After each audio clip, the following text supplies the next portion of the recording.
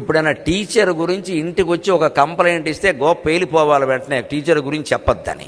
మీకు నచ్చచ్చు నచ్చకపోవచ్చు. విద్యా వ్యవస్థ బాగుండాలన్నా పిల్లలు బాగా పెరగాలన్నా ఇది ఒక్కటే మార్గం. టీచర్ మీద కంప్లైంట్ చెప్పనివద్దు, అసలు చెప్పొద్దు. నోరు మూసుకొని చదువుకో అంతే.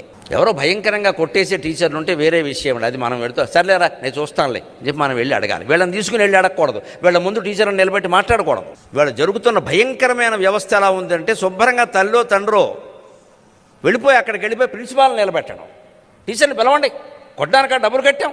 ఇలా మా నాన్న మా అమ్మ మాట్లాడకపోవడం వల్ల ఇవాళ ఇన్ని వేల మంది ముందు నేను మాట్లాడగలుగుతున్నాను. నమస్కారం మీకు అందరికీ, నమస్కారం. 6వ తరగతిలో మా మాస్టర్ ఒక ఆయన నన్ను కొడితే ఇంటికి వెళ్ళి చెబితే ఏ చెంప మీద కొట్టాడని మా నాన్నగారిని అడిగి 2వ చెంప ఆయన బగల కొట్టాడు. ఇంటికి వచ్చి చెబుతున్నావా అని. మళ్ళీ అప్పటి నుంచి ఎప్పటి వరకు ఏం చేసినా ఎవరికి చెప్పుకోలేదు, కొడతారేమో అని.